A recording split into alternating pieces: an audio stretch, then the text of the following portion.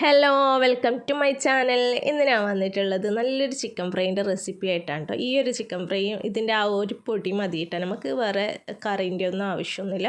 ഈ ഒറ്റൊരു പൊടി കൂട്ടി തന്നെ നമുക്ക് ഏതും കഴിക്കാട്ടെ. ചപ്പാത്തിൻ്റെ കൂടെ ആയാലും പൊറോട്ടൻ്റെ കൂടെ ആയാലും അതുപോലെ തന്നെ ഗീ റൈസിൻ്റെ കൂടെ ആയാലും അടിപൊളി ടേസ്റ്റാണ്. ഈ ഒറ്റൊരു പൊടി തന്നെ മതിയിട്ടാണ്. നിങ്ങളൊരു സ്പൈസി ലവറാണെങ്കിൽ തീർച്ചയായും ഈ ഒരു ചിക്കൻ ഫ്രൈ എന്തായാലും ഇഷ്ടമാവട്ടെ. ഇത് അത്യാവശ്യം നല്ല സ്പൈസി ആയിട്ടുള്ളൊരു ചിക്കൻ ഫ്രൈ തന്നെയാണ്. അപ്പോൾ ഇതെങ്ങനെയാണ് ഉണ്ടാക്കുകയെന്ന് നോക്കാം. ഇനി നമുക്ക് ആദ്യം ഒരു മിക്സിയുടെ ചെറിയ ജാർ എടുക്കുക. അതിലേക്ക് ഒരു വെളുത്തുള്ളി മുഴുവനായിട്ടും ചേർത്തിട്ടുണ്ട്. അത്യാവശ്യം നല്ല വലിപ്പമുള്ള വെളുത്തുള്ളിൻ്റെ ഒരു കൂട് തന്നെ എടുത്തിട്ടുണ്ട് കേട്ടോ. പിന്നെ ഒരു പീസ് ഇഞ്ചി, പിന്നെ ഒരു 4 പച്ചമുളക്, ഇത്രയൊന്ന് ക്രഷ് ചെയ്തെടുക്കുക. ഒരുപാട് അരയണ്ട കേട്ടോ, ക്രഷ് ചെയ്തെടുത്താൽ മതി. ആ പച്ചമുളകൊക്കെ ഇങ്ങനെ കാണണം ഒരു രീതിയിൽ. ഇതാ ഞാൻ എടുത്തിട്ടുണ്ട്. നമുക്കതൊരു ബൗളിലേക്ക് ഇട്ട് കൊടുക്കാം. ഇനി നമുക്ക് ഇതിൽ നിന്ന് നമ്മൾ ചിക്കൻ മാരിനേറ്റ് ചെയ്യുന്നുണ്ടല്ലോ, അതിലേക്ക് 1 ടീസ്പൂൺ നമുക്ക് ഇതിൽ നിന്ന് മാറ്റി വെക്കാം.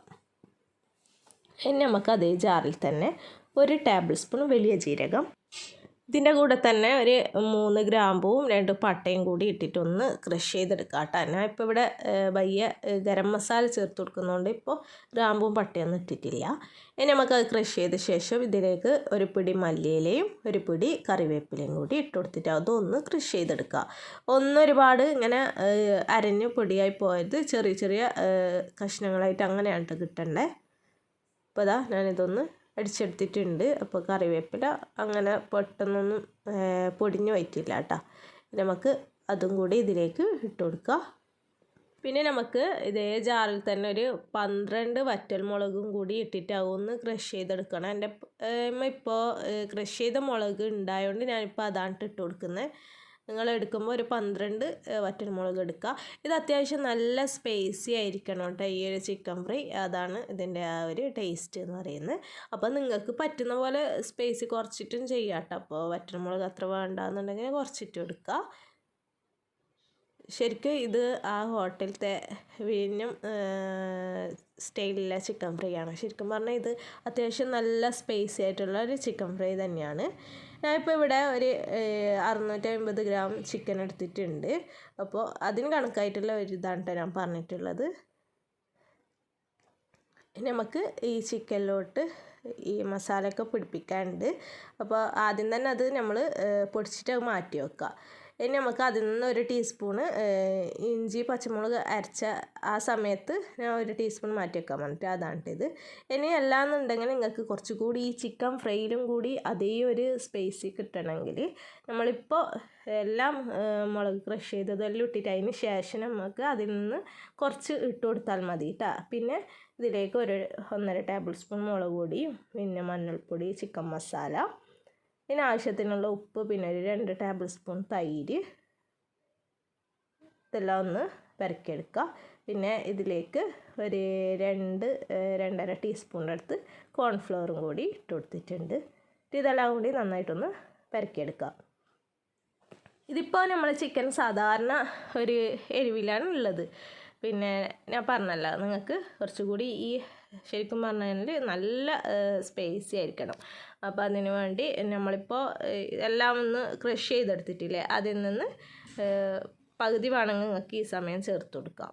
ചിക്കൻ മസാല പരക്കുന്ന ആ സമയത്ത് വേണമെങ്കിൽ പകുതി ചേർത്ത് കൊടുക്കാം കേട്ടോ.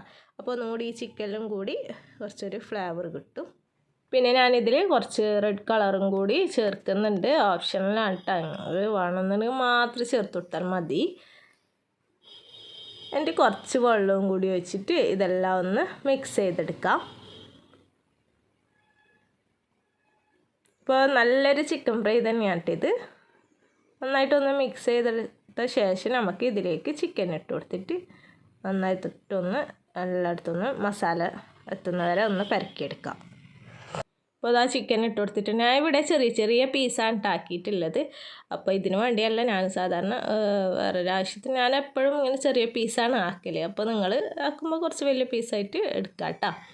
അതാണ് കാണാൻ കുറച്ചുകൂടി ഭംഗി ഉണ്ടാകുക. അപ്പോൾ ഞാൻ പറഞ്ഞല്ലോ, ഇത് അത്യാവശ്യം നല്ല സ്പൈസി ആയിട്ടുള്ളൊരു ചിക്കൻ ഫ്രൈ തന്നെയാണ്. അപ്പോൾ ഞാനിപ്പോൾ ഇവിടെ കൊടുത്തത് അത്ര വലിയ എരിവിൽ ഞാനിവിടെ ചെയ്തിട്ടില്ല കേട്ടോ. എല്ലാവർക്കും ഈ എരിവ് പറ്റൂലല്ലോ. അതുകൊണ്ട് നിങ്ങൾ നല്ല എരിവ് ഇഷ്ടമുള്ളവരാണെങ്കിൽ പിന്നെ മുളക് ക്രഷ് ചെയ്തൊക്കെ കുറച്ച് കൂടുതലായിട്ട് എടുക്കുക. പച്ചമുളകൊക്കെ കൂട്ടിയെടുത്താൽ മതി കേട്ടോ. അപ്പോൾ അതാ ഞാനിതൊന്ന് മസാല പെരക്കി വെച്ചിട്ടുണ്ടെങ്കിൽ നമുക്ക് ഒരു മണിക്കൂറെങ്കിലും എന്തായാലും ഒന്ന് മാറ്റി വെക്കാം. ഇനി ആയതാ നേരത്തെ ക്രഷ് ചെയ്തെടുത്തില്ലേ, അപ്പോൾ ഞാൻ പറഞ്ഞല്ലോ നിങ്ങളെ ഗരം മസാല നിങ്ങൾ ചേർക്കുന്നില്ലെങ്കിൽ ആ സമയത്ത് ജീരകം ക്രഷ് ചെയ്യുന്ന സമയം പട്ട ഗ്രാമ്പെല്ലിട്ട് ഒന്ന് ക്രഷ് ചെയ്തെടുക്കണം. ഇതിപ്പോൾ ഞാൻ ഇതിൽ ഗരം മസാല ഇട്ടിട്ട് ഒന്ന് മിക്സ് ചെയ്തെടുക്കാണ്ട് ചെയ്യുന്നത്. അതുകൊണ്ടാണ് ഞാൻ നേരത്തെ ഗ്രാമ്പു പട്ട ഒന്നും അതിൽ ക്രഷ് ചെയ്തെടുക്കാതെ. ഇതെല്ലാം ഒന്ന് മിക്സ് ചെയ്തിട്ട് നമുക്ക് മാറ്റി വെക്കാം. ചുരുങ്ങിയത് ഒരു അരമണിക്കൂറെങ്കിലും എന്തായാലും അത് റെസ്റ്റ് ചെയ്യാനായിട്ട് വെക്കാട്ടെ. അതിന് ശേഷം ഫ്രൈ ചെയ്തെടുത്താൽ മതി. ഇനി ഇതാ ചൂടായ എണ്ണയിലോട്ടേക്ക് ഞാൻ ഈ ചിക്കൻ ഓരോന്നായിട്ട് ഇട്ട് കൊടുക്കുകയാണ്. അപ്പോൾ അതാ ചിക്കനെല്ലാം ഞാനിതിൽ ഇട്ട് കൊടുത്തിട്ടുണ്ട് കേട്ടോ. 2-3 ട്രിപ്പായിട്ട് നമുക്ക് ഫ്രൈ ചെയ്തെടുക്കാം. അപ്പോൾ അതാ ഒരു ഭാഗം ജസ്റ്റ് ഒന്ന് ആയിട്ടാകുമ്പോൾ ഞാനിതൊന്ന് മറിച്ചിട്ട് കൊടുക്കുന്നുണ്ട്.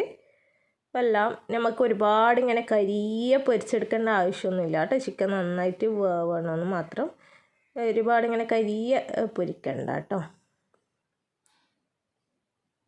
ഇത് കുഞ്ഞു കുഞ്ഞു പീസായതുകൊണ്ട് തന്നെ പെട്ടെന്ന് വെന്ത് കിട്ടും. വലിയ പീസാണെങ്കിൽ കുറേ സമയം എടുക്കും കേട്ടോ. ഇപ്പോൾ ഇതാ നമ്മളെ ചിക്കന് ഏകദേശം ഒന്ന് റെഡി ആയിട്ടുണ്ട്, വെന്ത് കിട്ടിയിട്ടുണ്ട് കേട്ടോ. അതിന് കുറച്ചുകൂടി ഒന്ന് വെച്ചാൽ മതി കേട്ടോ, 2 മിനിറ്റ്. അപ്പോൾ ഞാൻ പറഞ്ഞല്ലോ ഒരുപാട് കളറ് ഇങ്ങനെ കരിയേണ്ട ആവശ്യമൊന്നുമില്ല. നമുക്ക് ജസ്റ്റ് ഒന്ന് ചിക്കനെല്ലാം ഒന്ന് വെന്ത് വരണം കേട്ടോ. നമ്മളിപ്പോൾ കോരുന്നതിന് നിങ്ങൾക്ക് നല്ലോണം കരിയെ പൊരിയണമെന്നുണ്ടെങ്കിൽ അതുവരെ വെക്കാം കേട്ടോ. പിന്നെ നമ്മളിപ്പോൾ കോരുന്നതിന് തൊട്ട് മുമ്പ് ഒരു 2 മിനിറ്റ് മുമ്പ് നമ്മളിപ്പോൾ നേരത്തെ ക്രഷ് ചെയ്ത് വെച്ചിട്ടില്ലേ, അതിൽ നിന്ന് പകുതി, നിങ്ങളിപ്പോൾ ചിക്കൻ 2 ട്രിപ്പായിട്ട് ഇടുന്നതാണെങ്കിൽ 2 ട്രിപ്പായിട്ട് തന്നെ ആ പൊടി ചേർത്ത് കൊടുക്കുക. അല്ല ഒറ്റ ട്രിപ്പാണെങ്കിൽ ഒറ്റ ട്രിപ്പായിട്ട് തന്നെ ചേർക്കാം കേട്ടോ. ഞാനിപ്പോൾ ഇവിടെ പകുതി ഞാനിതാ ഇട്ട് കൊടുത്തിട്ടുണ്ട്. ഇനി നമുക്ക് അതെല്ലാം ഒന്ന് മൊരിഞ്ഞ് വരണം.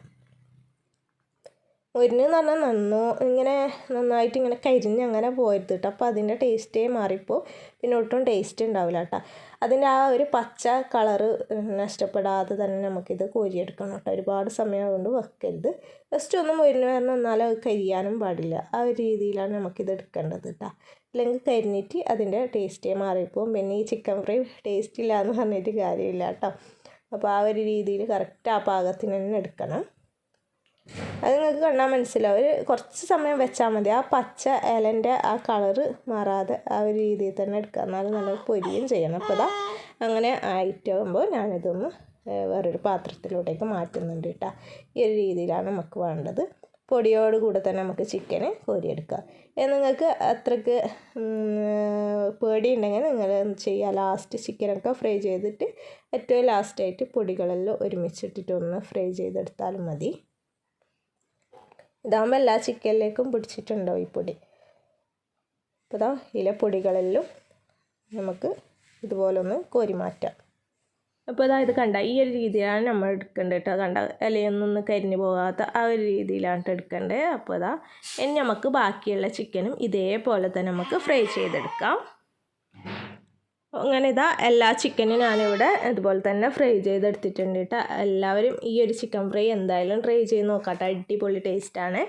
അപ്പോൾ ഈ ഒരു റെസിപ്പി നിങ്ങൾക്ക് ഇഷ്ടമാണെന്ന് വിചാരിക്കുന്നു. ഇഷ്ടമാണെങ്കിൽ നിങ്ങളുടെ ഫ്രണ്ട്സിനും ഫാമിലിക്കൊക്കെ ഒന്ന് ഷെയർ ചെയ്ത് കൊടുക്കുക. അതുപോലെ തന്നെ ലൈക്ക് ചെയ്യാനും കമൻറ്റ് അറിയിക്കാനും മറക്കല്ല. അപ്പോൾ ഇൻഷാ അല്ലാഹ് പുതിയ വീഡിയോ ആയിട്ട് വീണ്ടും വരാം. അസ്സലാമു അലൈക്കും.